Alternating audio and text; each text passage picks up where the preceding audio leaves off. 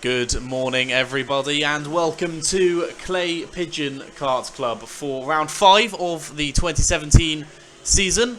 After this month, we will be halfway through the championship season, and so leaving it all to play for in the second half of the season.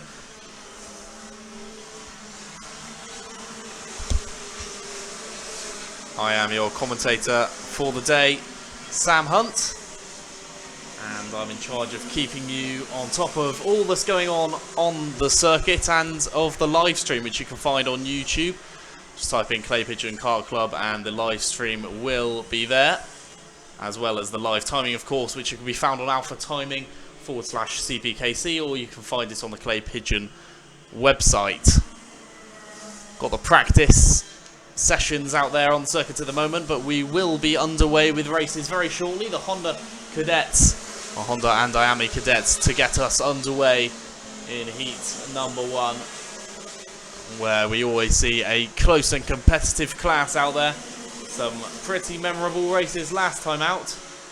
Let's hope of more of the same from the youngsters out here today, as the practices draw to a close in the June meeting here on a relatively overcast day in mid-June, but hopefully the racing will be more than grey. Checkered flag waving those drivers to signify the end of this practice session.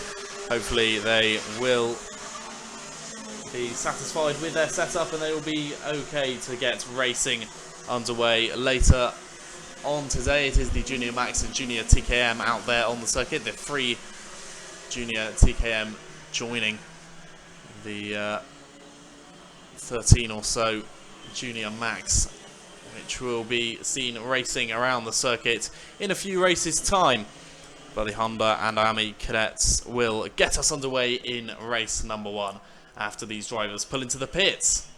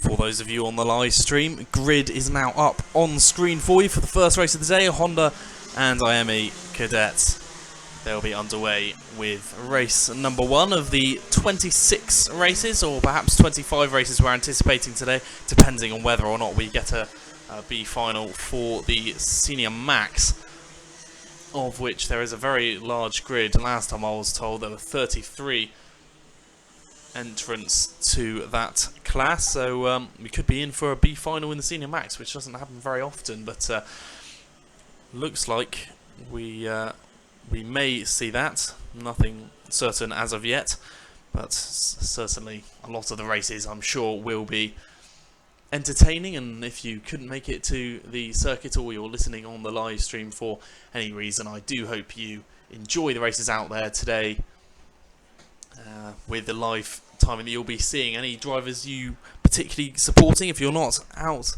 here in the circuit watching, I hope they have a good day, and I hope that everyone does have a enjoyable day's racing here at Clay Pigeon Kart Club. Last practice has pulled into the pits now, and we will be underway with the first race hopefully very soon. Barrier will be releasing the youngsters from the ages as low as 7 years old.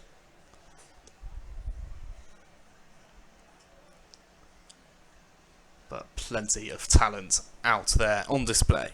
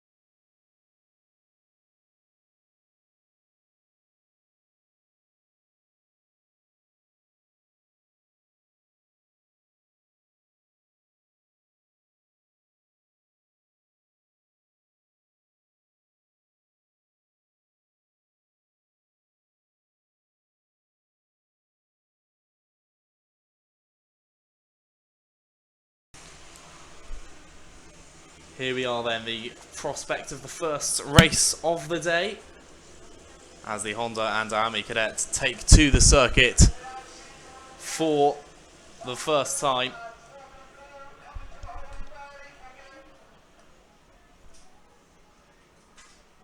It's been a bit of a incident here, is there, on the circuit? And red flags are waving for some reason. Not quite sure what that is. Maybe they're just being told to slow down, but hopefully it will be underway with our first race very shortly. It does seem to be a while coming.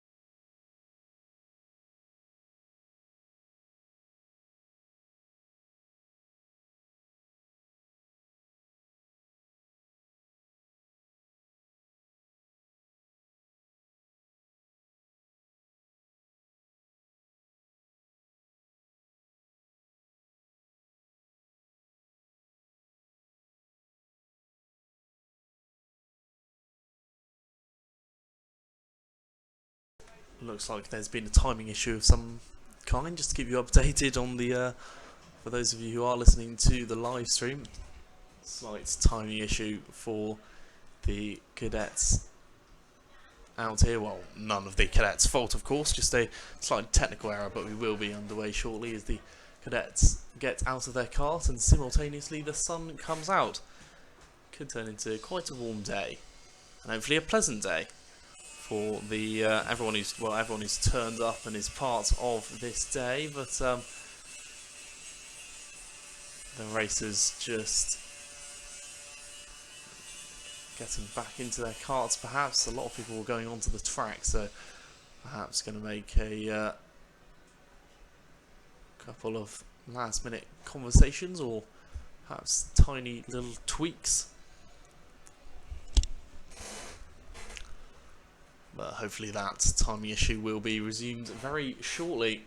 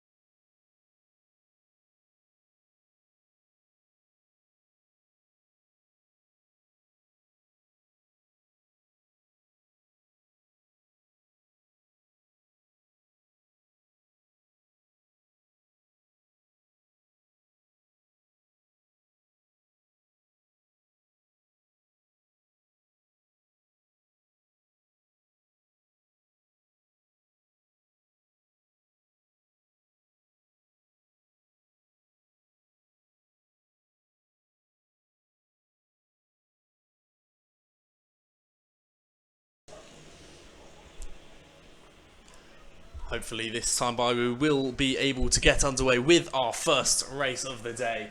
Let's hope it's a good one as Joshua Whittington-Couch starts on pole alongside Ollie Stevens with Archie Brown and Alex Preston on row 2. Alistair Cresswell and Hugh Moulton are on row 3 with Oliver Makepeace, Kieran Roberts 7th and 8th. Jed Murphy and George Walker round out the top 10 in our first race of the day.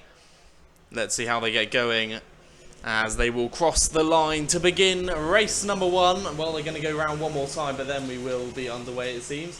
Just being told to go around the circuit, but a little while to get this first race of the day to get go, but we will be underway hopefully at the end of this lap for 8 minutes of Honda cadets and Miami cadets to enjoy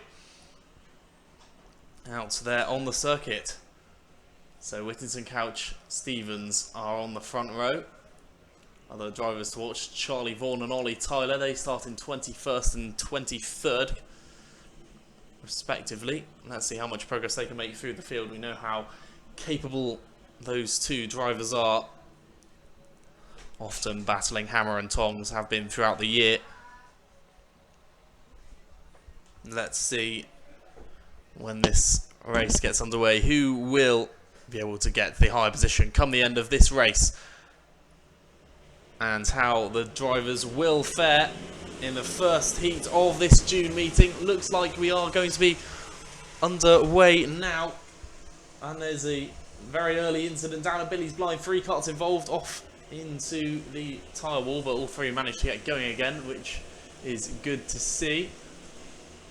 So it is an 8-minute race, just to confirm, as 2 carts instantly seem to have got away from the rest of the pack. Maybe the 3 drivers involved in that incident were involved in that sort of 3rd place, with a couple of carts involved in that, because the top 2 have managed to create a gap for themselves, as Joshua Whittington Couch from pole position is down in 2nd position, but the number 7 of Archie Brown takes an early lead here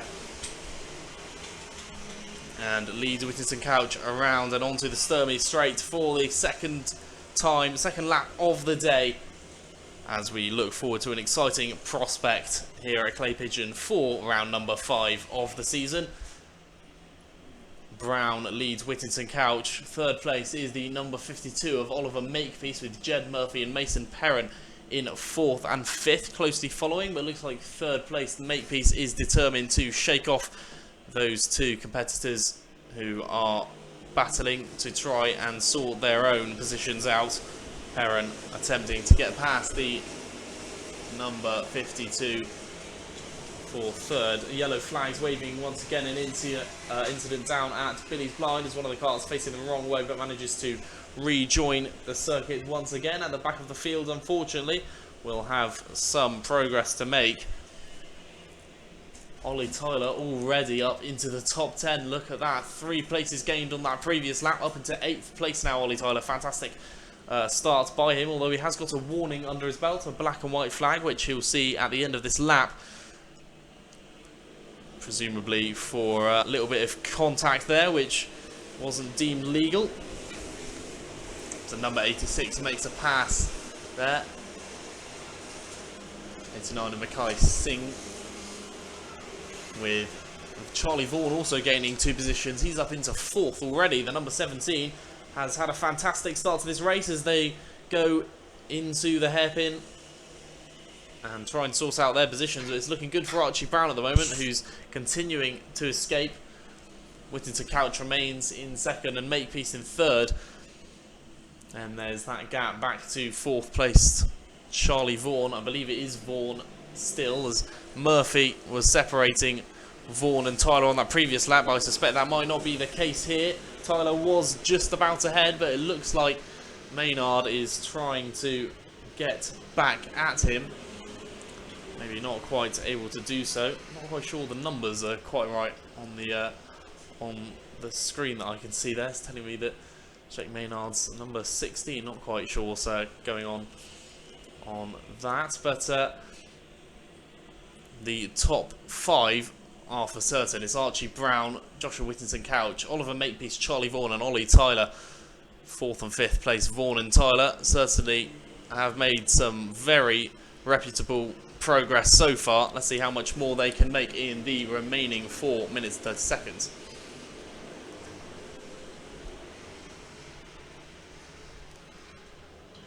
I'm just being told that a couple of the cards out there on circuit don't have transponders on, hence my mix-up in the commentary a little bit earlier on. Apologies for that. But numbers 11 and 86 out there on the circuit, who are just sitting in behind Ollie Tyler. I don't have the transponders on, so I won't be able to give you so many updates on that. But so Jake Maynard therefore is in 8th position, and George Walker, Jed Murphy in 9th. George Walker currently rounding out the top 10 as another warning flags out, this time for the number 30.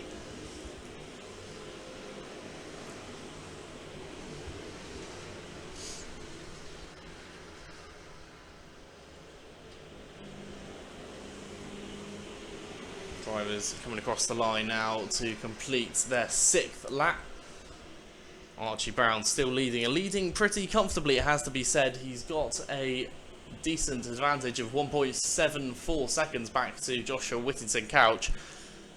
Definitely a comfortable lead in the cadet class, where remaining close to your nearest competitor is such an important thing to do. Slipstream, the most effective of any class probably in these cadets, the low powered smaller karts, often gives us very close racing, as we've seen multiple times over the last few months and the first half of the season.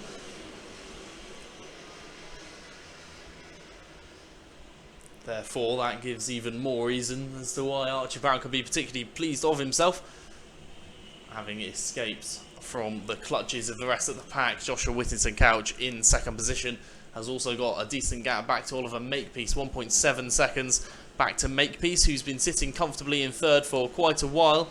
Will he come under pressure from Charlie Vaughan by the end of this race? Just over 2 minutes and 20 seconds to go as I'm speaking with Ollie Tyler and Charlie Vaughan pretty close together. Ollie Tyler just 0.3 seconds behind the number 17, as Makepeace is 3rd place. Not under threat at the moment, certainly, but that gap was closed on the previous lap and the lap before, so whether that will come the end of the race, we shall see, but perhaps not, with Vaughan and Tyler in very close proximity to one another. Could cause more problems for each other than problems on Makepeace just up the road. Top 3 drivers come over the line now, completing their 9th lap of the race. Fastest lap currently, I can see, does belong to our race leader Archie Brown. He's putting in a good shift.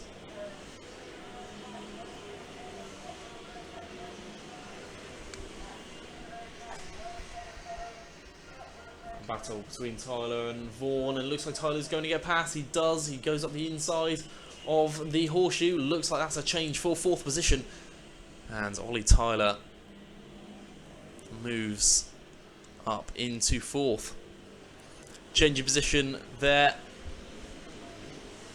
Ollie Tyler moving up into 4th place, leapfrogging Charlie Vaughan for what could be a pivotal change in perhaps the race for grid position later on in the final. These two, you suspect, will be right at the front. Certainly will be fighting for that pole position, but at the moment in 4th and 5th, they've got a little bit of work to do, and Charlie Vaughan even more so, having been overtaken by the C-plated kart. As race leader Brown comes across the line, completing his 11th lap and extending his lead to a massive 4.7 seconds, with just under 15 seconds left on the clock. This will be therefore the penultimate lap of the race, as race number 1, the Honda and Army Cadets, draws to a close here. Archie Brown will certainly be happy with how that's gone, as Makepeace has caught up the number 99, Whittington Couch, who is starting to come under a little bit of pressure in the latter stages of this race. Will he be able to hold on for the last lap, as the last lap board is shown to our race leader, who is absolutely gone into the distance. He's driven fantastically well, as Makepeace looks to the outside, looks to the inside, holds the inside line, but you don't think he's going to quite have the position. Is he going to? They're going to go side by side into the S's. but Whittington Couch maintains that position for now. Will Makepeace have another trick up his sleeve in the final few corners of this, as we also see the battle for 4th and 5th heating up, with Tyler battling with Vaughan. Vaughan trying to get that position back, but Tyler holding his ground at the moment. Makepeace has got past though, and Oliver Makepeace into 2nd place, looked comfortably in 3rd for the majority of the race, but now up into 2nd. It's going to be a fantastic win for Archie Brown, who wins by over 5 seconds. Could be over 6 seconds if his lead kept opening up the way it was, but they go side by side across the line. Oliver Makepeace, though, does take 2nd place from Joshua Whittington Couch. The gap between them just 0.04 of a second across the line. Ollie Tyler does take 4th, with Charlie Vaughan unable to get back past his rival, with Jake Maynard settling in 8th position. Probably those two karts without the transponders, of course, slightly threw me off there, but the top 5 is certain. Archie Brown takes the win in heat number 1 for the Honda Anami Cadet. Oliver Makepeace taking a dramatic 2nd place from Joshua Whittington Couch. Ollie Tyler takes 4th, and Charlie Vaughan 5th.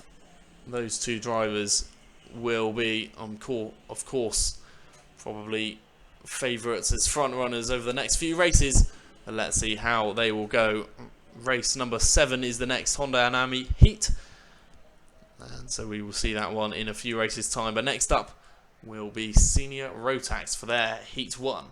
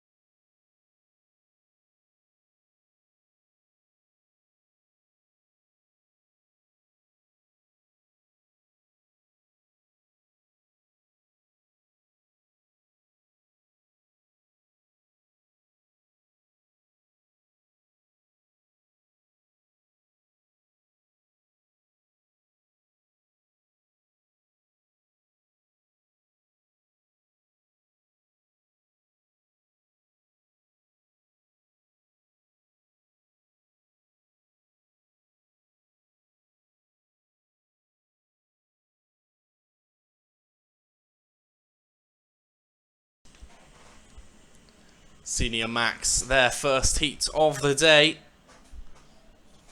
hopefully will get underway at the end of this lap, and it's a very big grid out there today, as I mentioned earlier on. I know at least 33 entries were recognised a couple of days ago, so whether that's increased or dropped off by a few, that's still a huge grid and lots of excitement, bags of potential for a lot of adrenaline out here as the Senior Max get underway for race number 2.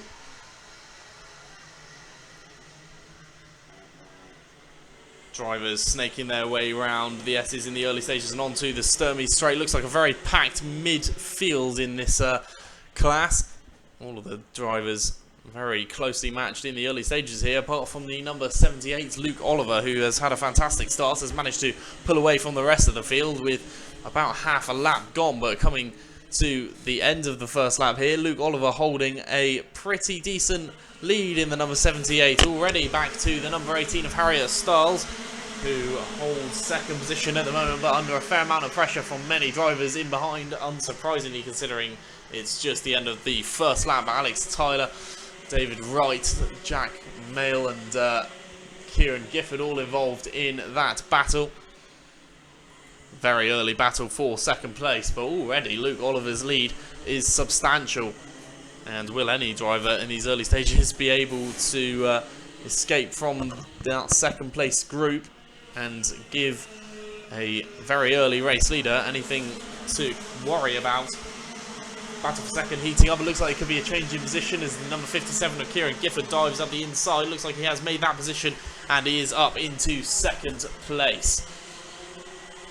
Will he be the one to challenge our pole sitter and current race leader, as a couple of karts are off on the exit of the S's and into the Sturmies, but it looks like that is going to be a red flag incident It is a dangerous position for the karts to be in, so probably the right decision.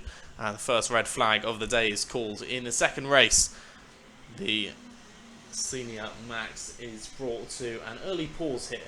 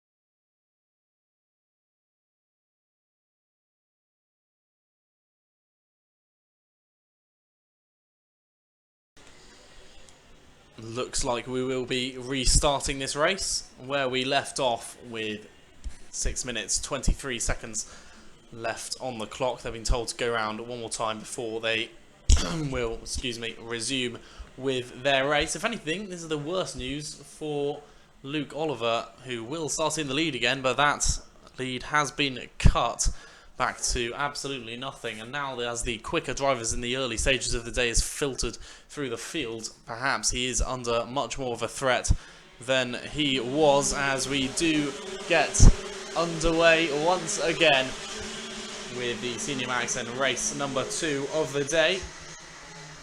And indeed, Luke Oliver from the race lead has already lost 3 positions down into 4th place, struggled on the restart and got bullied out wide into the corners of the S's. And now there is a new race leader in the number 57, Kieran Gifford, who filtered through the field in the early stages and now holds the advantage and the lead of the race, with number 60 of Jack Mail in 2nd position, David Wright in 3rd, and 4th place the ex-race leader Luke Oliver, who will be cursing his luck as a result of that incident, which caused a red flag and his lead to be cut dramatically. You imagine it would be a very different story had that red flag never happened. But Luke Oliver now has got some work to do to regain his position of being back in the lead of the race with no one ahead of him, as the 3 drivers confirmed as out of the running in that early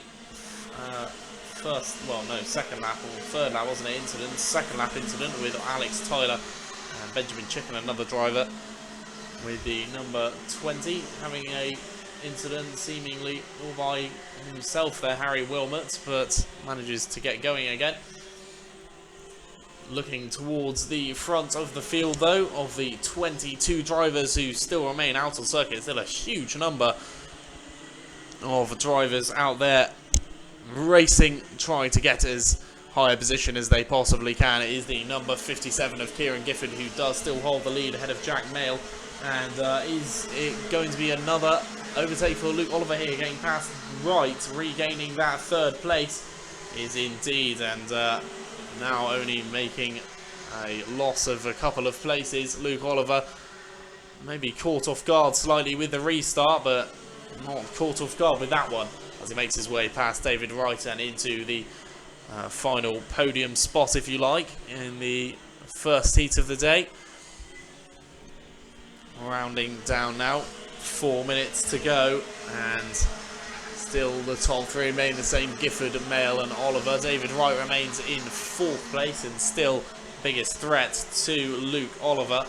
Number 30, Ethan Haynes, is in 5th with 6th, Philip Hayworth, and 7th, Cole Edwards. More common names around the front end of the field being seen there. Robert Guilford is in 8th place with Harriet Styles in 9th, and Ari Barker in 10th, Oliver Holden in 11th, Derek Hunt is 12th, 13th is Benjamin Gilbert with Aaron Yeo in 14th, and 15th place is WC plated kart, the Wessex Championship winner Thomas Martin. It's from last month, of course, a reward you getting a WC plated kart, acknowledging that Thomas Martin was the winner of the Wessex Championship, but not having so much luck in the following month. At the moment sitting in 14th place and not making a substantial amount of progress each lap as perhaps he might have been wanting, or perhaps even expecting, as we tick into the last 3 minutes now. Kieran Gifford, our race leader, under a little bit of pressure from Jack Mail, who has been closing that gap over the last couple of laps. Not by much though, as he looks to go up the inside, and now he does take the race lead. So our 3rd different race leader of the race takes the place of number 57, Kieran Gifford, and the race lead as he comes across the line now into double figures in terms of laps, with Luke Oliver in 3rd place. A black and white flag, just a warning there for seemingly Thomas Martin.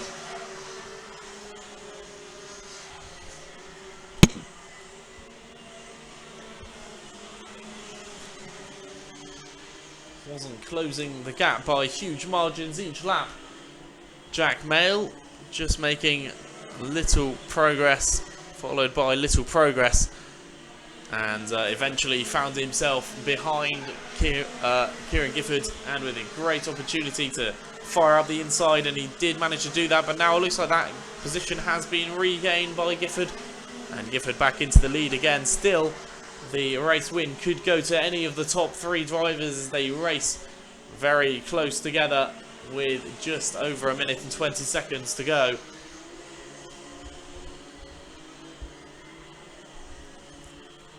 The number 60 of Jack Mail losing out on that top position, but holds himself sandwiched in between Gifford and Oliver. Philip Hayworth has moved himself up into 4th, by the way. Ethan Haynes into 5th.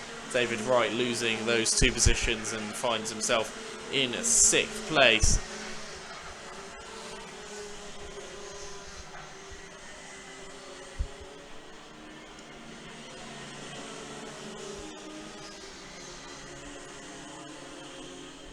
Cole Edwards also making some progress as he gets past David Wright and into the top 6 for the first time. David Wright falling into 7th place, but still the top 3 remain ever close, and still could be between any 3 of them to take this race win with less than 30 seconds left on the clock. It's going to be a race to see if they squeeze in an extra lap here.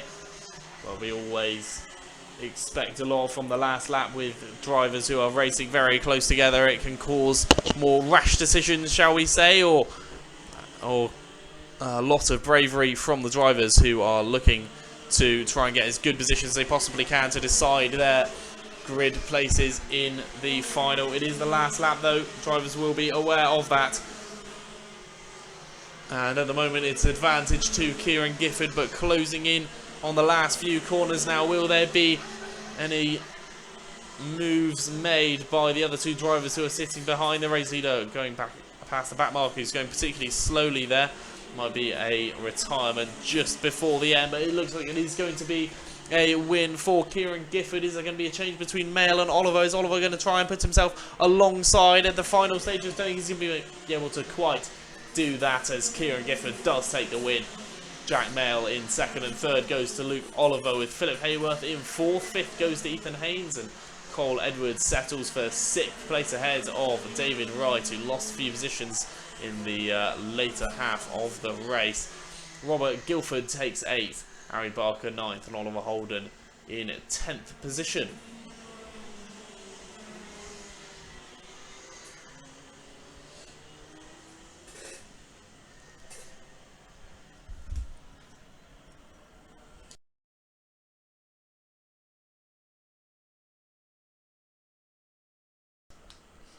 Pretty close finale between the top 3 there. Any one of Gifford, Mail or Oliver could have taken it, but eventually it was Kieran Gifford who came out on top. Luke Oliver still will be ruining that decision of the red flag. The correct decision, mind you, for that red flag, because the karts were in a dangerous position. But had things stayed differently, Luke Oliver might just have finished a couple of positions higher. This is kart racing, and it is Kieran Gifford who takes the first win of the day in the Senior Max. As we move on to race number 3, the Formula Blue, who will be coming out on circuit now. They are coming out for their first race of the day. And let's see what they have in store, as we've got another sizable grid here. 21 karts being registered to go across the line as they make their way out onto the formation lap here. The grid looks as follows.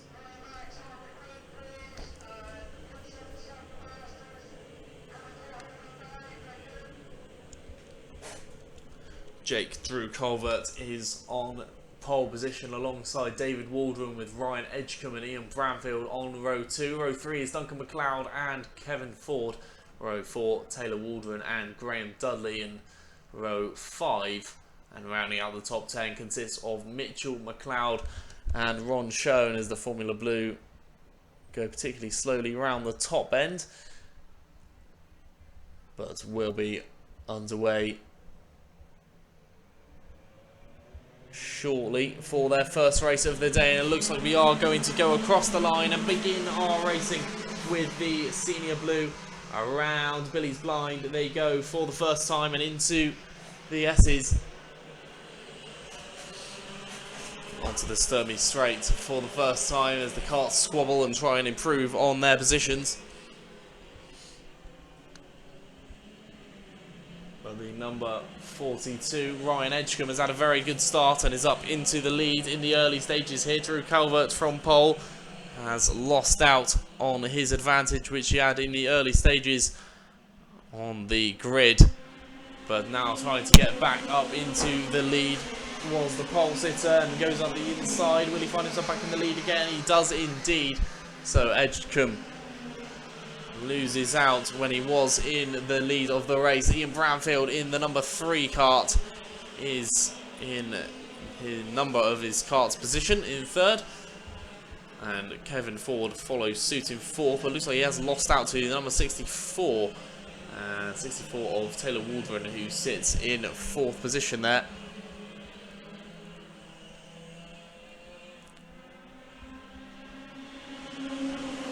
Cars do come across the line and it looks like Drew Calvert is still in the lead, but anything could change with the top 7 all very, very packed together. And the number 3 of Ian Bramfield is into 2nd place now, having got past Ryan Edgecombe, the number 42, who now has lost a couple more positions, with the number 4 of Kevin Ford also finding his way through. 64, Taylor Waldron remains in 5th. And McLeod, Mitchell McLeod that is, and Duncan McLeod in 6th and 7th in karts 10 and 7 respectively. But now they come across the line and once again, and it's all changing the top 7 as Kevin Ford has got past Edgecombe. McLeod has got past Waldron. Anthony Cleal meanwhile was tagged onto the back of that group, and unsurprisingly the number 1 kart is gaining positions, and we know how fast the racer from Chard is. Very capable as he makes his way through the field once again. Is he going to try and get past number 42 here? Number 42 of Ryan Edgecombe could be under some real pressure from the number 1.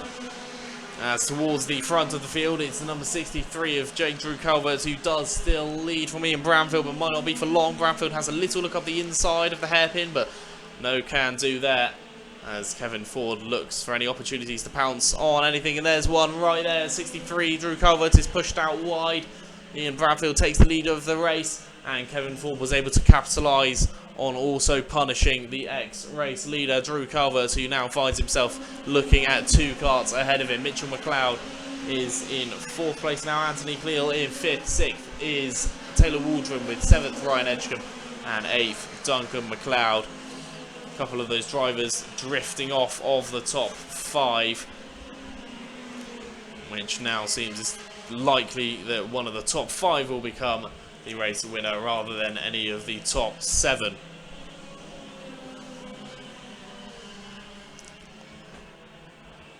But at the moment it is looking good for Ian Bramfield, the number 3, who leads the way.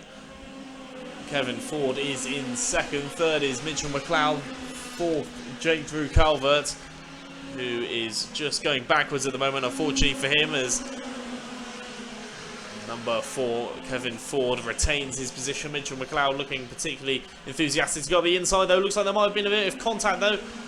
May have clipped the back bumper. Certainly had to go particularly slowly and take evasive action as the number 63 goes on the barrier.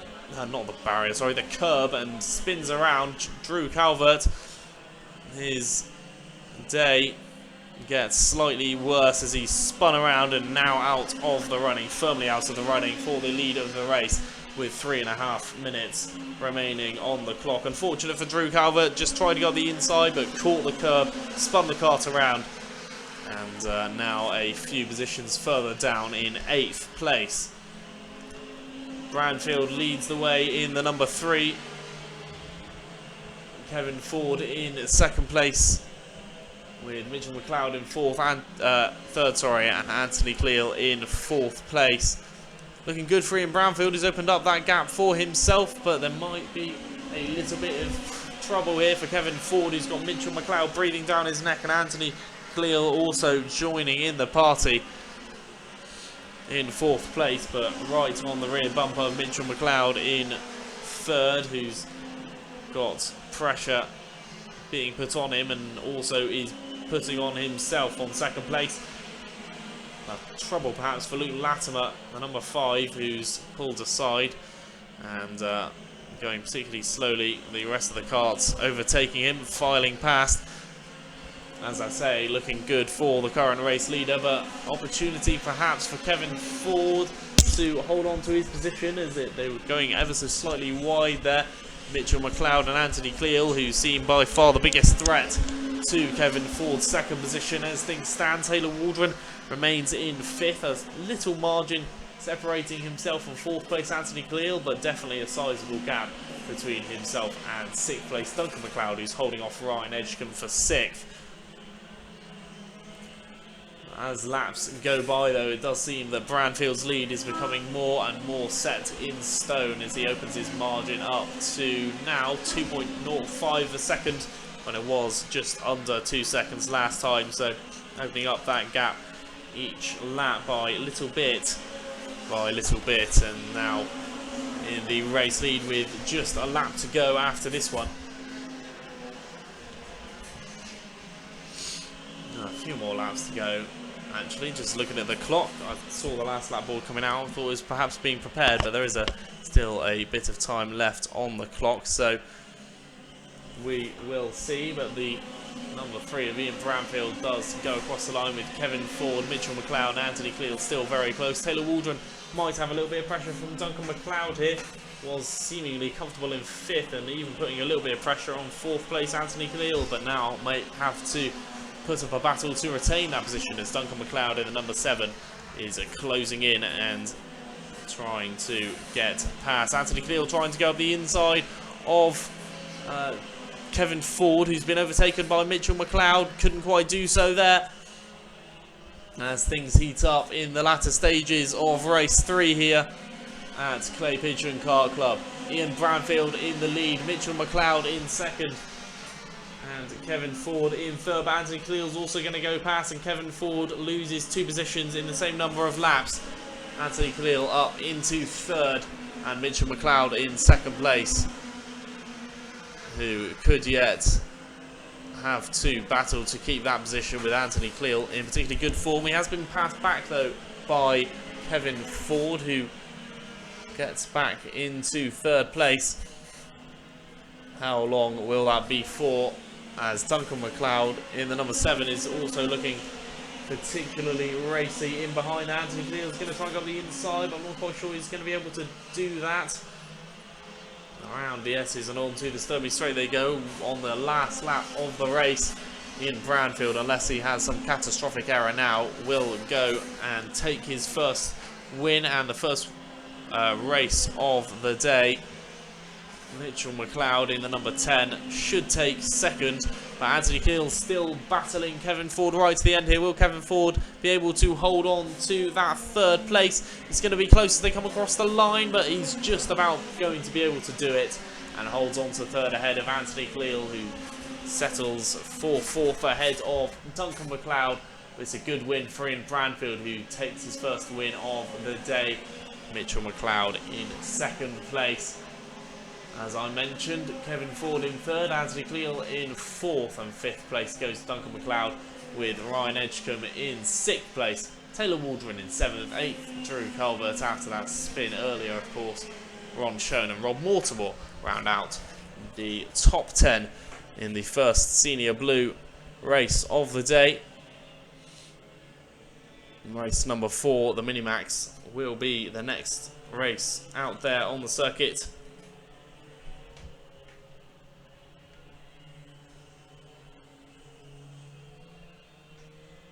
A few on the stream, the finishing positions there. Apologies that I didn't get the timing out there sooner. Did forget about that, but we'll be back for the next race. Grid for the Minimax. The next race out on circuit is as follows.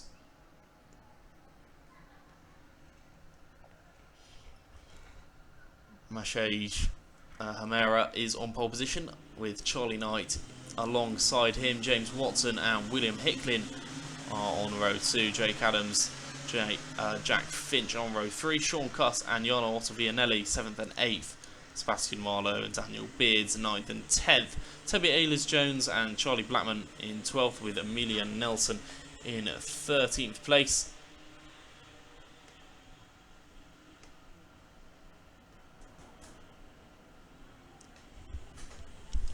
As we look forward to hopefully what will be a good close race in the Minimax for race number 4.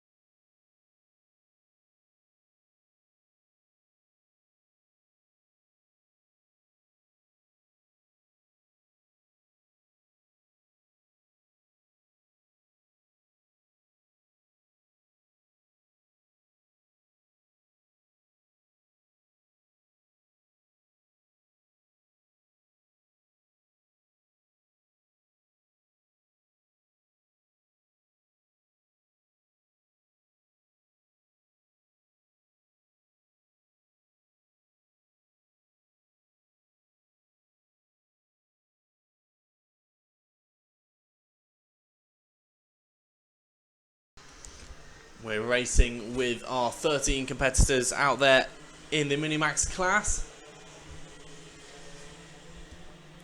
It's James Watson who holds an early lead here, with Jack Finch in second place, number 48, both of whom have made 6 positions between them from the start, so very good progress by the pair. Charlie Knight has dropped a position, is down into 3rd. Mashage Hamera is in 4th place, and 5th place Sean Cuss with Jake Adams 7th. Sebastian Marlowe up into 4th place now, overtaking Hamera in a change for 4th, as James Watson holds on to an early lead here ahead of Jack Finch in the early stages of the Minimax first heat of the day. Of course, the heat system works in a way that they're worth 30 points, I believe it is, for a race win, 29 for second, 28 for third, and so on. And they mainly, though, more importantly, decide the grid positions for the final later on today. A race worth, I think it's nearly double, might even be more than double the points of each heat. And the final really is the big races of the day. They'll be this afternoon, starting with, I believe it will be the Honda and Army Cadet final, race number 20.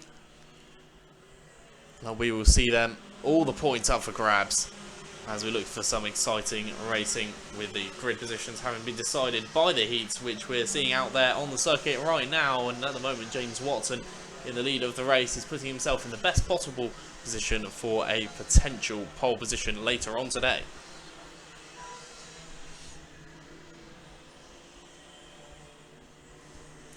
Number 97 of Sebastian Marlowe moves up a position there, getting past 43 of Charlie Knight. Sean Cuss has also managed to overtake Hamera and move himself up into 5th place. 64 of James Watson leads the way ahead of Jack Finch. Those two have got some breathing space for themselves, with a gap back to Sebastian Marlowe and Charlie Knight, who are in 3rd and 4th and battling for that 3rd place. At the moment, Marlowe holding it, but Knight putting in a good shift to try and dethrone him from that third. Top two remain as Watson and Finch, though, as Finch looks to try and overtake the current race leader. Not going to be an easy task, though, with just over 4 minutes left on the clock and coming up to 4 minutes gone. Half race distance is now, and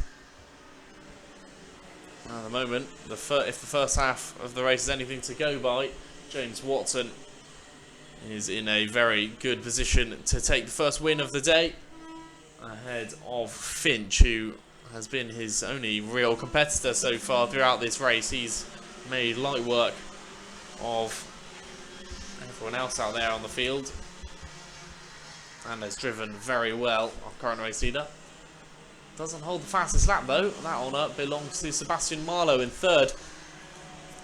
His fastest lap being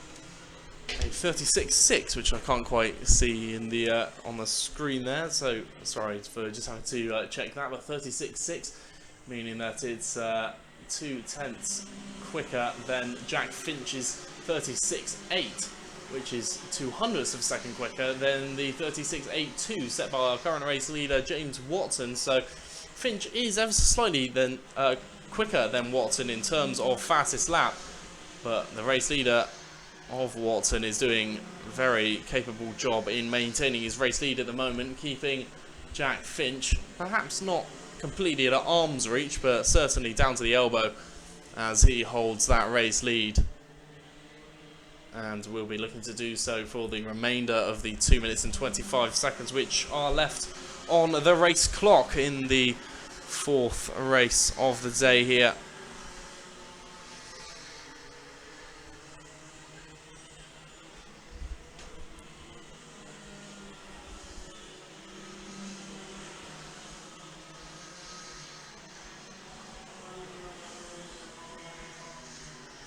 Drivers making their way around buttons and now into the top bend. The leading three. I say three because Sebastian Marlowe has managed to leave Charlie Knight behind and is beginning perhaps to think about an opportunity to get into the top two, as he is closing in on the pair who have been in the lead of this race from realistically the very start, excluding the first lap. Marlowe doing a very good job of catching them up, and look how much in the last lap he's caught up to second place Finch. Could have a real race on our hands with just 1 minute and 20 seconds left to go. Still a few laps left in this, and Marlowe will be certainly thinking that a win is far from impossible, where he might have thought that a couple of laps ago, but he's always shown that he's had the pace throughout this race so far. Marlowe in a very good position to improve on his third, and at the moment Finch, you could understand if he's been a bit worried, if he's been looking behind him and keeping an eye out for Marlowe, but now Marlowe does let him know he's there. A little nudge on the rear bumper, and now he's going to have to try and get past the second place sitter.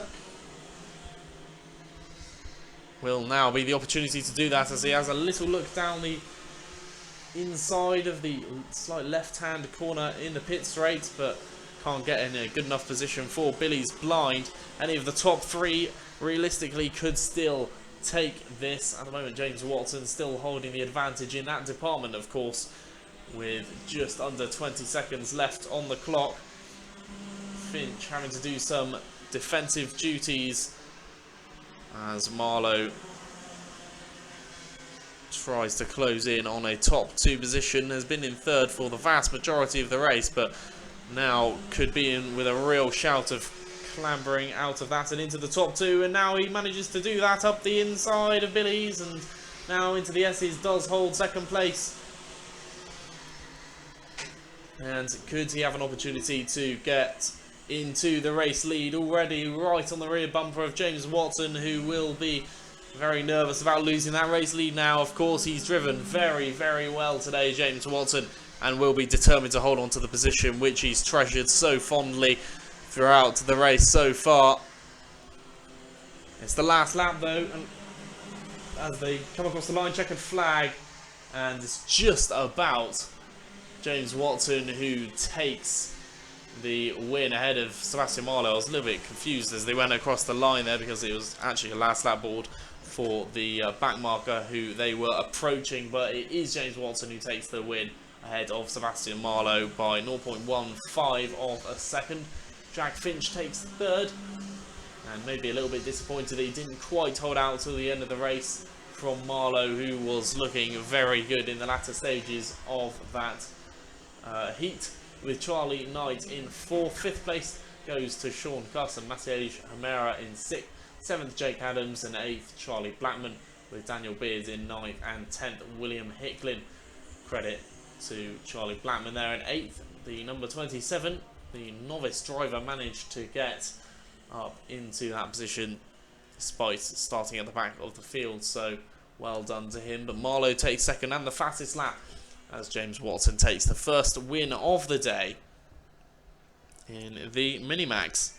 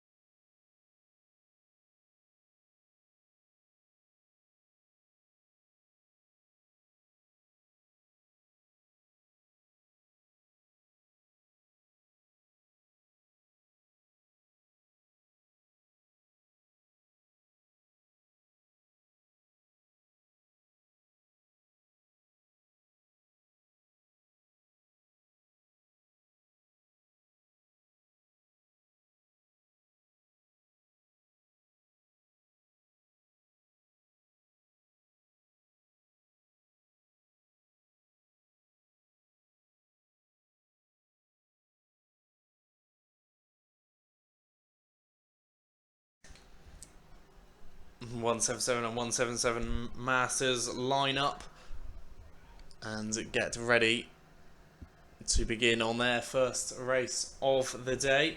Martin Howell is on pole alongside Rob Prince, and it looks like they're going to go across the line and begin the race now. As the 177 and 177 Masters get underway.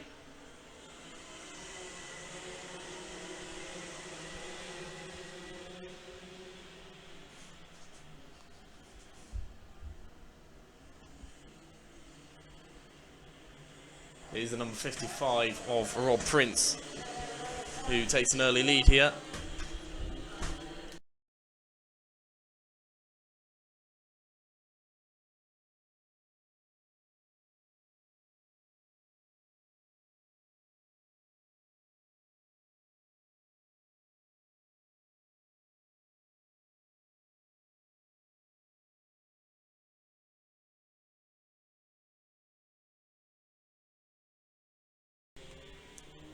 Collision there between a couple of the drivers towards the back of the field as the number 47 is sent backwards into the tyre wall on the exit of the S's. Steve Budd in the novice. He was the highest placed novice. In fact, there might have been a collision involving all novices there, but there's another collision here. The number 77 of Sam Winter finds himself facing the wrong way halfway around the horseshoe, but each of the drivers managed to get going again. A black and white flag will be shown to Steve Budd. And the number 14 is also trying to get going again. Gary Cox after being involved in a pretty messy first lap there. After incident on the in the beginning section of Sturmey Straight involving a couple of novices. But Rob Walker has managed to take advantage of that in the novice. The number 57 who finds himself in 10th, gaining 5 positions as a result of those incidents on the previous lap. But Rob Prince, meanwhile, looking towards the front of the field is in the lead ahead of Steve Nash, with third place the number 66 Andrew Crockett in third place, Scott Walker in fourth, fifth Samuel Dixon, Simon Gover in sixth place, seventh goes to Dean Mann, Ian Brown in eighth, ninth Martin Howell, and Rob Walker as the highest placed novice and the only novice sitting in the top 10 in 10th place. And rounding out those top 10 positions of the 15 carts who started this race, 14 remain. Philip Wood, the only retirement. Fortunately, he is out of the running.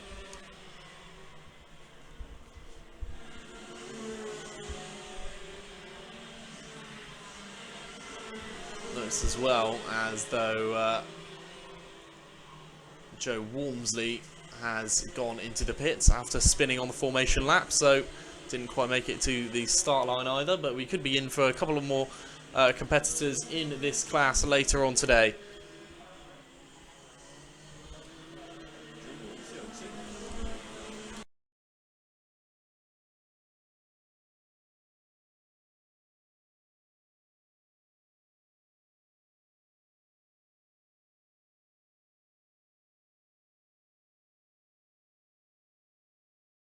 Change for fourth as Samuel Dix overtakes Scott Walker.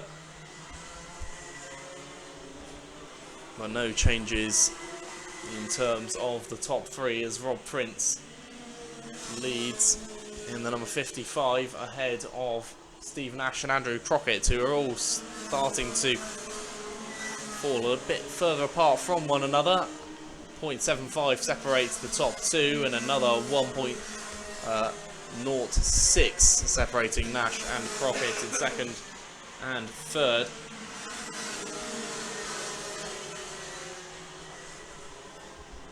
Very large gap from third to fourth, as Samuel Dix has got a lot of work to do if he wants to get into the top three.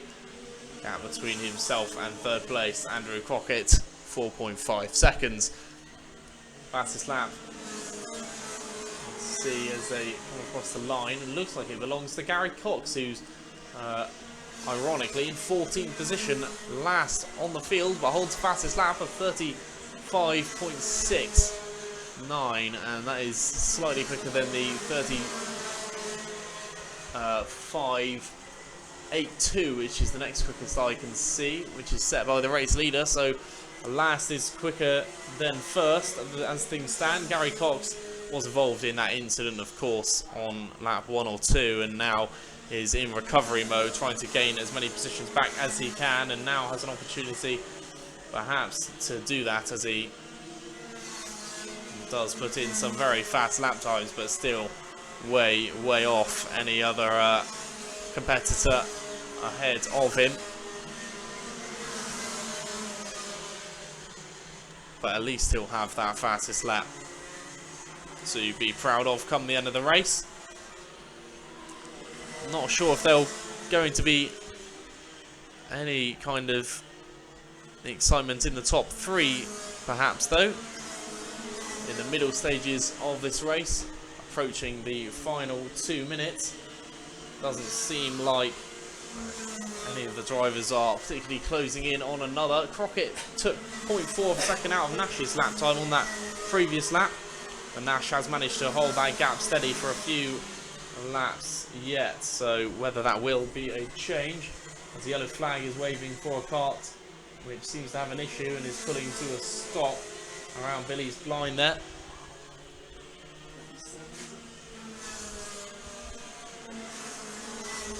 Might be Dean Mann, the number 27, but looks to get going again, so quick pause, but resumes racing. And well, we'll rejoin at the back of the pack behind Gary Cox, but unfortunately has lost all his position, but seems to have perhaps solved any issue that there might have been. Just under 1.5 minutes remain on the clock as Rob Prince closes in on a win, which he has made look pretty comfortable. Steve Nash loses 0.3 of a second on the race leader as Crockett and Nash set identical lap times. Blue flags are being shown to Dean Mann, who's being approached by the current race leader, Rob Prince, who has driven superbly well so far.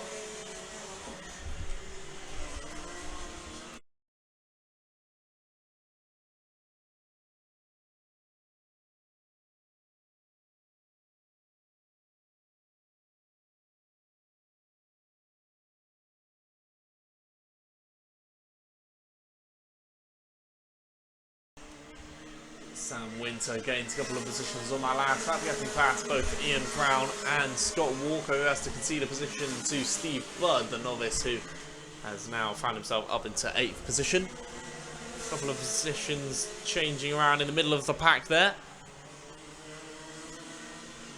Oh, nearly a spin there by one of the drivers who perhaps wasn't anticipating number 47 of Steve Budd getting past, but is there a battle perhaps between the top two beginning to surface, as Steve Nash could be under a little bit of pressure here from Andrew Crockett.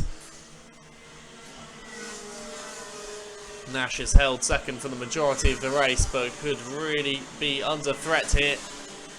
His top three would be more or less confirmed, but he'll be determined, I'm sure, to hold on to second place, as the next lap will be the last one. Rob Prince comes across the line and sees the last lap board, and Steve Nash knows it's his last half mile to have to hold on from Crockett, who's going to try and put Nash under as much pressure as he possibly can into the S's and onto the Sturvey Straight for the final time. Will Nash be able to hold on from the pressure Andrew Crockett is going to try and heap on him in this final lap? Perhaps not close enough though. He looked closer on the previous lap than he does now, drifted off ever so slightly, but Steve Nash should just about be able to hold on to that. Looks like it's going to be a race win though for the number 55 of Rob Prince, who's going to take the first win of the day in the 177 and 177 Masters. Steve Nash takes second, third goes to Andrew Crockett, and fourth place still a little while away, but will come across the line. The number 78 of Simon Gova, who comes across the line now, over 11.4 seconds behind Andrew Crockett in third. And Sam Winter beats Steve Budd to the line by just 0.09 of a second.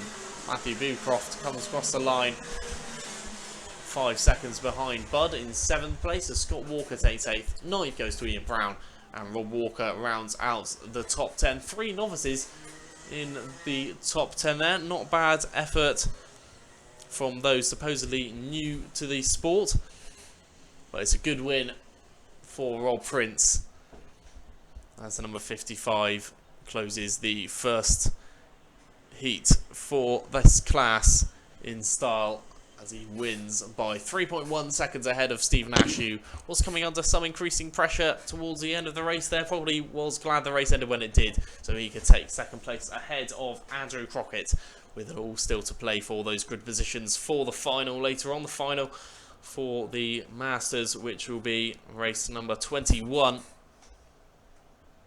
as we look forward to the Junior Rotax, which is up next, race number 6, and the last of the Heat 1.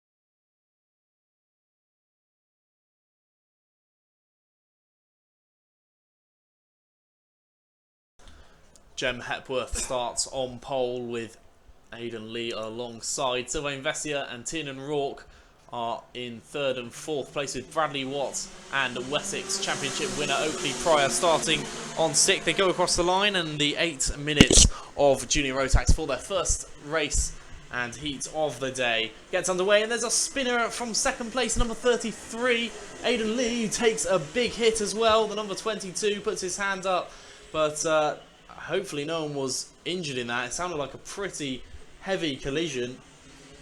I can hear it through the windows of the commentary box, so can't have been a nice incident there, but number 22 will certainly be out of this one, but hopefully that cart will be pulled aside before the need for a red flag is deemed necessary. Looks like that's definitely going to be the end of the race for Aidan Lee, though, as... Oh no, it's Aidan Lee now, so it's Bailey Voisin who clouted the side of Lee, who has managed to resume the race despite that heavy contact. Sturdy little things, these carts. That's what the bumpers are for, and fortunately it's prevented more damage there. Towards the front of the field though, it's Jem Hepworth who still holds the lead from pole position, and Oakley Pryor, fresh off of his Wessex Championship win last month, in second place, putting the number 24 under some early pressure here, with Harry Wilson Brown in third place, a little while back from the top two, but certainly close enough that he can start putting on some pressure relatively soon, with Bradley Watts in fourth place a little bit further down. Battle for the top two really started to heat up as Oakley Pryor heaps the pressure on race leader Jem Hepworth. It looks like he's going to try and go up the inside. He does manage to do so, and into the S's onto the Sturmey straight. Pryor is now our race leader as Jem Hepworth loses out on the race lead for the first time, and could be under a little bit of pressure from Harry Wilson Brown, who's been sneaking up on the top two. And unsurprisingly, these three drivers are the top three,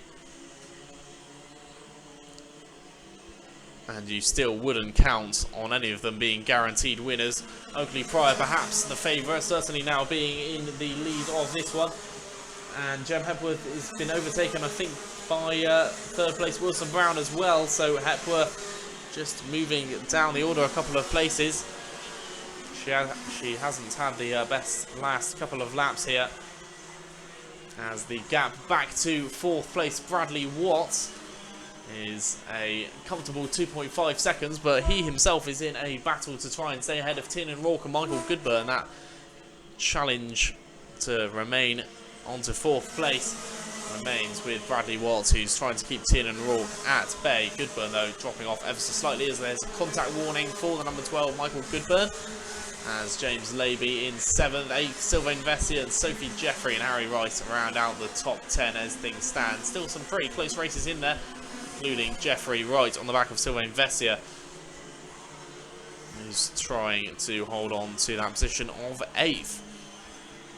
Well, the top three, though, beginning to disperse ever so slightly, perhaps, as Pryor, now in the lead of the race, is doing what he knows how and trying to escape from his nearest two competitors. Harry Wilson Brown in second position is just ahead of Jem Hepworth as things stand, not by much, but by just over 0.4 of a second, as fourth and fifth Bradley Watts and Tiernan Rourke have a good battle there. Could there be a change perhaps for fourth place, as the number 56 has a wonky rear number plate there. Could be putting Bradley Watts under some pressure though. Tries to go up the inside, but no changes there. Around the S's and onto the Sturmey straight for what is the 8th time now in this race. 3 minutes and 30 seconds left on the clock, and there is a change now as Rourke gets into the top 4.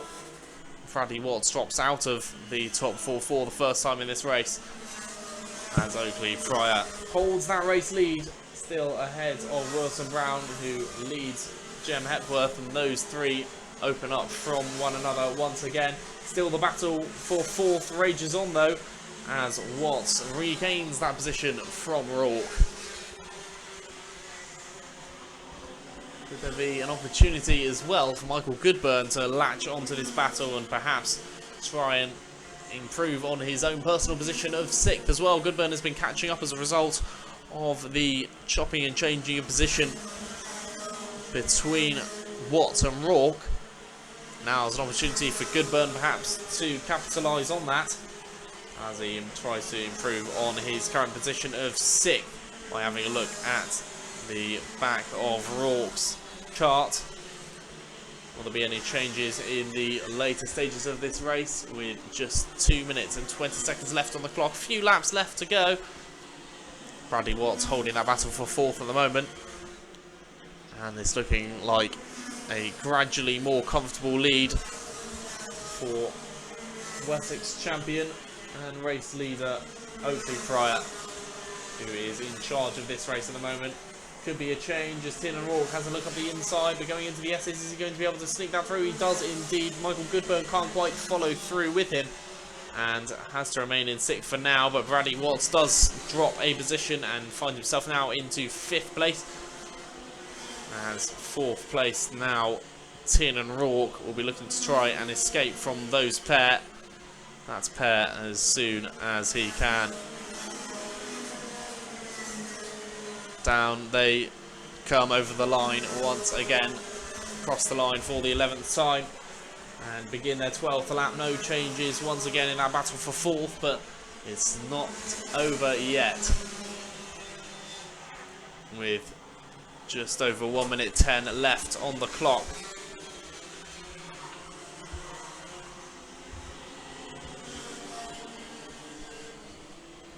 Rourke, Watts, Goodburn is the order of 4th, 5th and 6th. Certainly a battle to keep an eye on as they refuse to be separated. On pace they remain pretty even. Top 3 do seem to have sorted out their individual positions though. Not sure if I can see any changes in those top 3 in the latter stages here, but there's an incident and Michael Goodburn is facing the wrong way. Looks like he was probably involved in an incident with Bradley Watts in 5th place, trying to get past perhaps, but spins around, goes across the grass, manages to rejoin the circuit, and the number 44 had to take evasive action in order to not collide. That's Cameron Gom, the novice driver, who will get underway again hopefully. But that has very much put him in last place.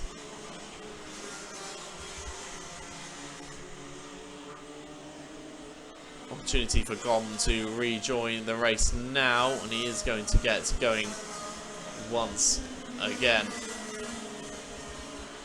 And hopefully for him, he'll be able to finish the race. But the last lap board is out, and Oakley Pryor is not long away from a first race win of the day.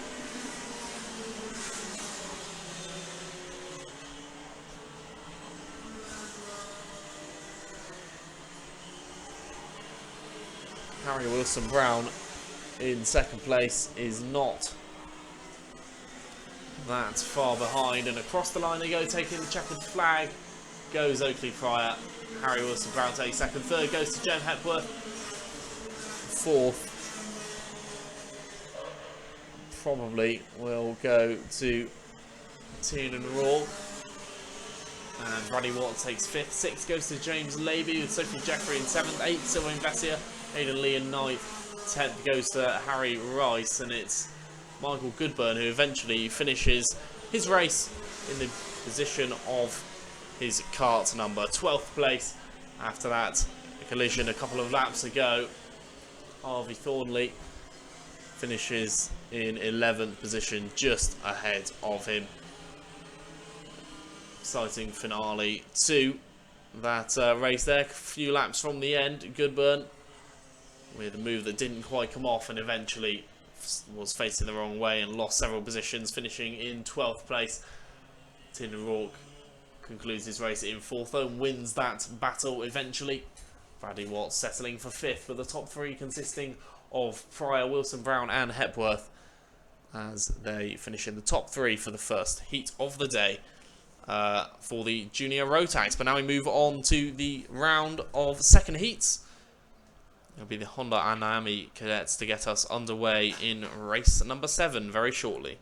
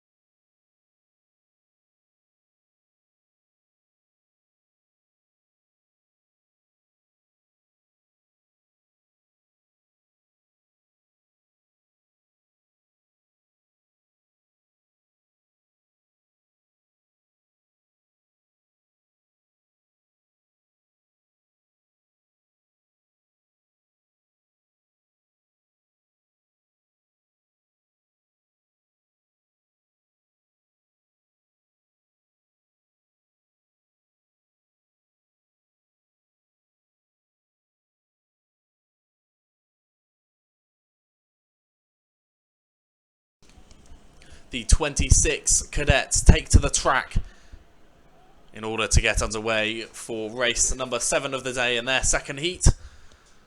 On pole position, it is Charlie Vaughan. Noah Hadley is alongside him. Mackay Singh and Harry James make up row 2 with C-plated Ollie Tyler and Ewan Charman on row 3. Let's see who gets the best start. They'll be told to go around one more time in the formation, which gives me an opportunity to read out a bit more of the grid. So Tyler and Charman, as I mentioned, on row 3.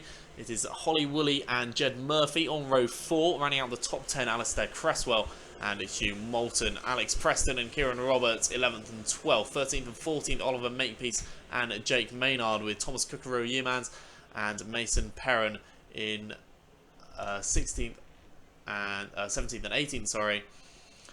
Cameron Crockett and Cameron Ross in behind. Kai Murphy and George Walker. Joshua Whittington Couch and Ollie Stevens. Archie Brown, Ronnie Bellew, Callie Clifford and Colin Wasney make up the pairs alongside one another for the rest of the 26 karts who line up, and I'm sure are all buzzing and excited to get ready to go for the second heat of the day. Hopefully we should be ready this time by, as it's Charlie Vaughan versus Noah Hadley on the front row. This time by we do get underway, and it's Vaughan on the front row, who you'd imagine would probably hold on to this lead in the early stages, and he does manage to do just that. Ollie Tyler also making good progress though to find himself up into second in the early couple of corners here. Vaughan holds the race lead though. Tyler already up into second despite his starting position of I think it was 6th place, 5th or 6th place, so really good progress off the first corner there.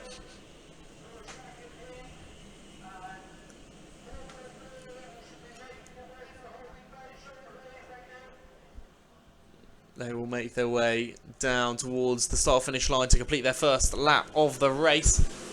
Number 55 is in third, Harry James. Mackay Singh is in fourth. Fifth place is Alistair Cresswell, with Jed Murphy in sixth. Seventh is Ewan Charman, with Hugh Moulton in eighth. Ninth is Oliver Makepeace.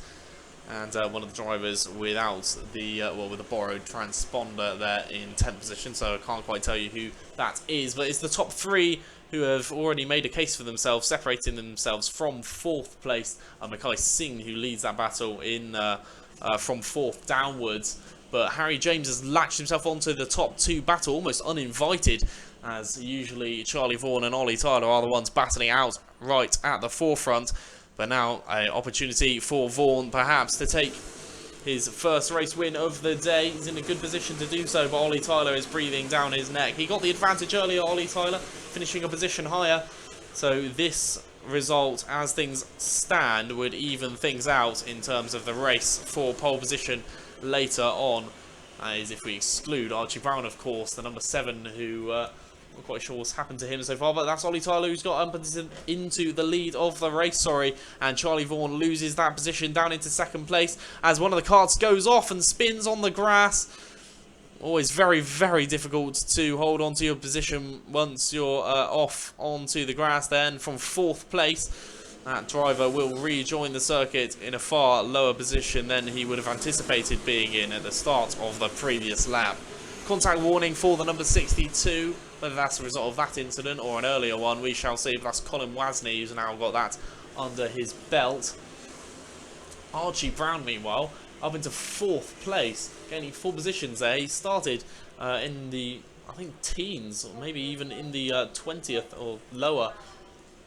And so has made fantastic progress, Archie Brown, to find himself into fourth place as early as he has. Top 3, Ollie Tyler, Charlie Vaughan and Harry James still remains that battle, and Harry James goes on the inside, but he's going to drift out slightly wide. Couldn't quite make that move stick, might have been a bit costly as well, as Charlie Vaughan also follows Ollie Tyler through, and those two are now first and second, Tyler and Vaughan. Harry James is in third place now after a fairly optimistic move, but couldn't quite get on the brakes soon enough to make it worthwhile. We'll have all the work to do once again.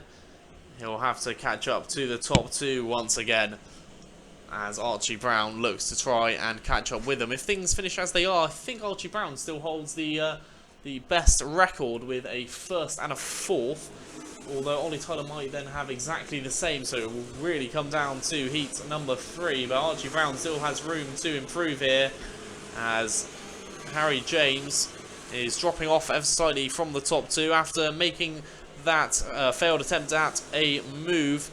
Is in third and now is perhaps struggling to catch up with the leading couplet.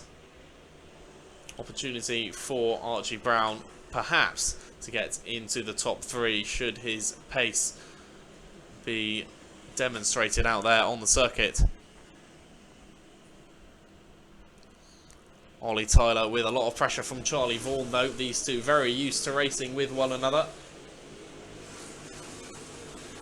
And that is proved once again with how close the two are battling out there onto the Sturmey Straight once again for the 7th time in this race.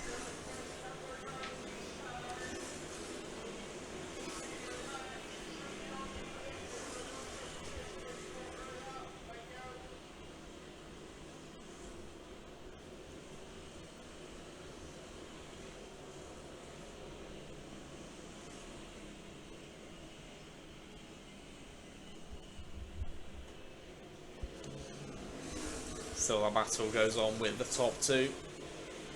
Vaughan versus Tyler. Archie Brown, he's certainly the one to watch, because if he gets into 3rd place, then Ollie Tyler will have to beat him in Heat 3 in order to get pole. But if things stay as they are, then it's whoever comes out on top in Heat 3 will take pole. So at the moment, Charlie Vaughan perhaps with the losing hand out of those 3. Archie Brown holds the power in terms of whether he can improve on his position. Harry James is very much within his sight with 5.5 minutes left on the clock, and it looks like that could be a change in position. It is indeed, so Archie Brown up into 3rd, which means he's currently bettering the result from Heat 1 from Ollie Tyler. So if he finishes in third, Ollie Tyler must beat Archie Brown. I think he might have to beat him by 2 positions or more in order to get pole position. So really exciting stuff coming up in Heat 3, I'm sure, but the final later on is sure to be a very close affair. Archie Brown, though, at the moment, perhaps looking the raciest of the drivers. He does hold the fastest lap. That purple lap being shown on the screen there. Quicker than the 2 drivers ahead of him, who are very much used to being the top 2.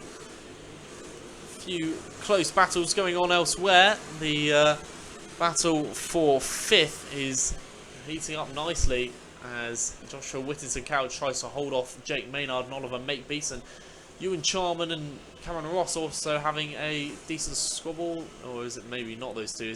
Yeah, no, it is Ewan Charman and Cameron Ross for 8th place, having a good little battle there.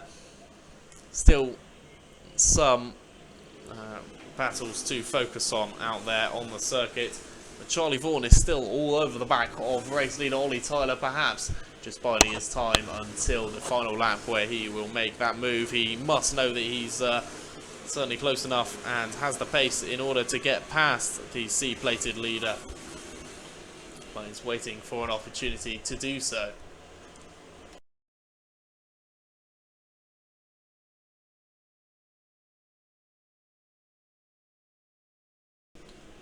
Top 3 closing in on one another. Archie Brown, he's really putting himself forward as the favourite, perhaps, for the final later on today. He showed fantastic guile and effort to get up into 3rd place in the first place, but now to even be challenging for the race lead in the latter stages here. We could be in for a very exciting finale as he tries to go around the outside, or does he go at the inside? No, he does go at the inside, sorry, of Charlie Vaughan. He got a bit mixed up with kart colours there, but Archie Brown up into 2nd place, and Charlie Vaughan, when challenging for the lead on the last lap, now finds himself 3rd, staring at 2 cars ahead of him, and now it's a change for the lead as Archie Brown goes up the inside and takes the lead for the first time in this race.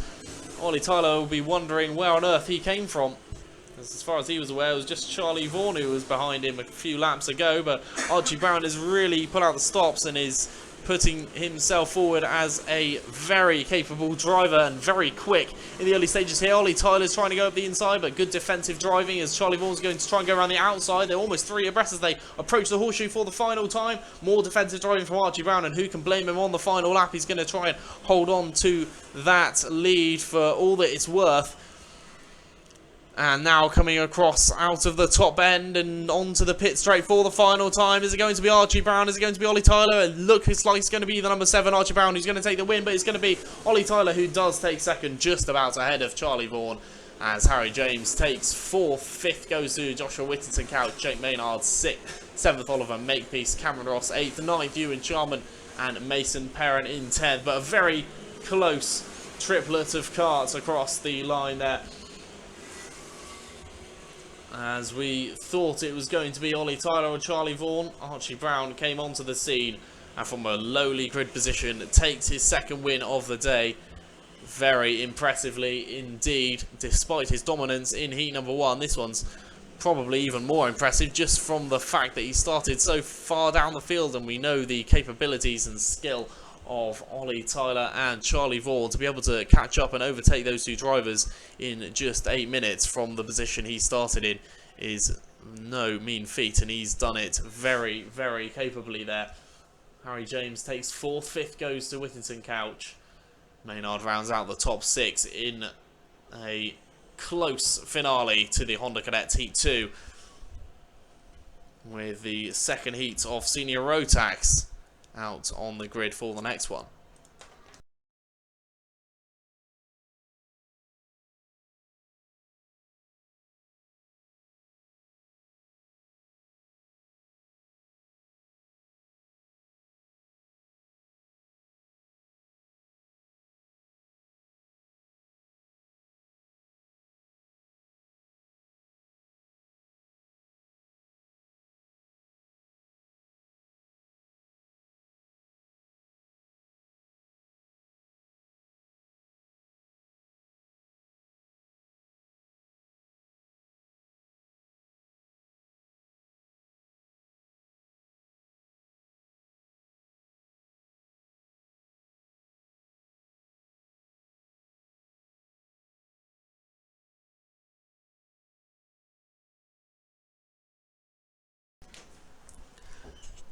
Next up, the Senior Max Heat 2. It's James Moorcroft who starts on pole alongside Liam Rabjohns, Gabriel Abbott and Lee Hodge on row 2.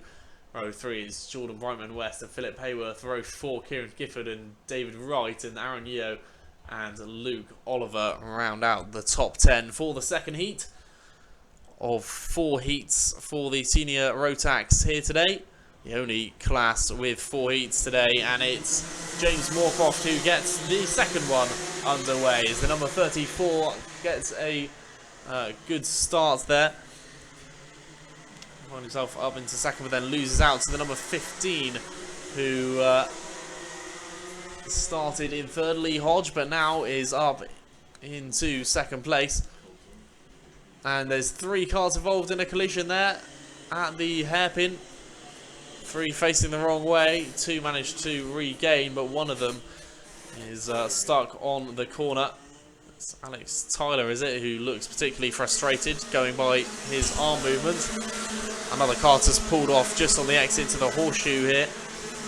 A bit of a messy start for the Senior Rotax, as James Moorcroft takes an early lead. Alex Tyler not looking very happy, pulling his cart off to the side and going in behind the tyre wall. Obviously feels like he was very much the victim of that one. Was unlucky in the first heat as well, so not going his day, is it?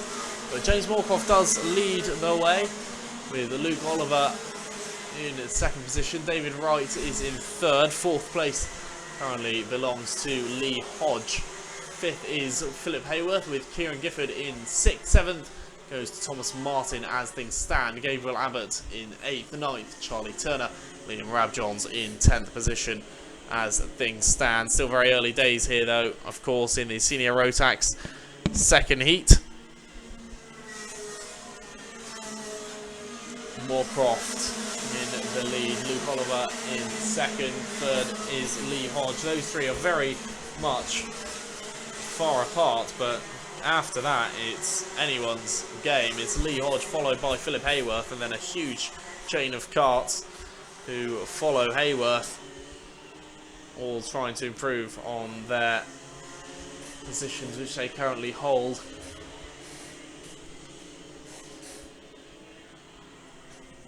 Our battle goes all the way down to 10th place, I believe. Might even be even further as they battle for so many of the drivers.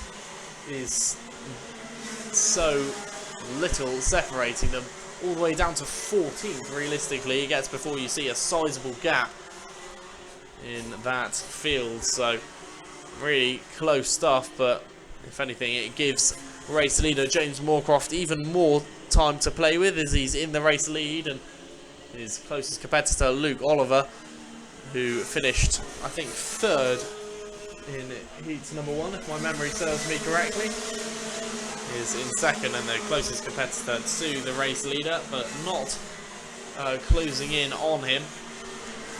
3rd place is Philip Hayworth.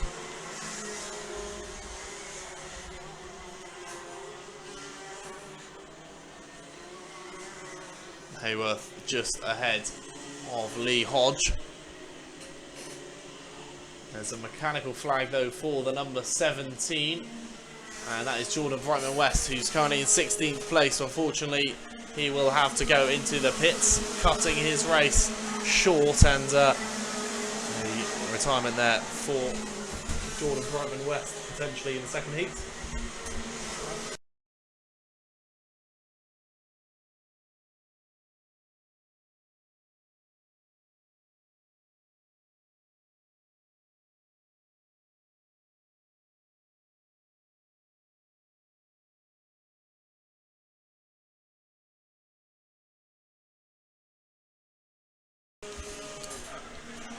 In 3rd place, Philip Hayworth ahead of Kieran Gifford, with Charlie Turner in behind. Those drivers all still racing very closely, but coming out of the S's now. Philip Hayworth, is he going to become under any pressure from Kieran Gifford? He's shown he's a capable driver in the first heat, really in with the front runners And Charlie Turner now in 5th place in the 5-plated kart is just in behind as well in that battle for 3rd.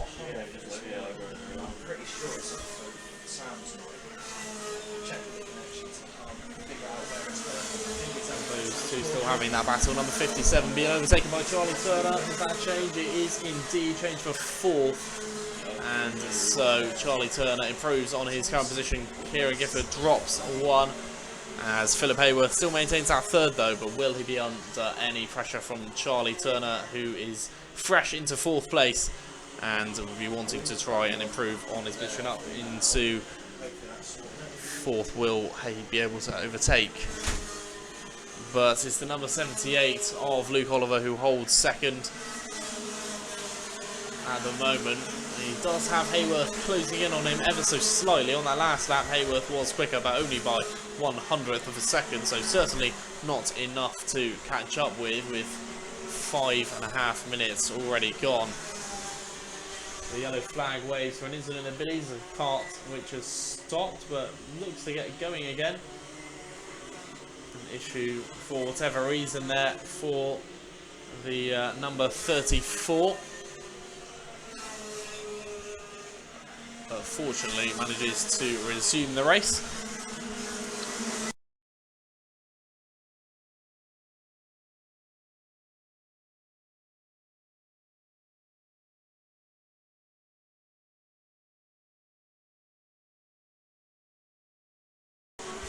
James Moorcroft still leads the race though, and pretty comfortably as things stand.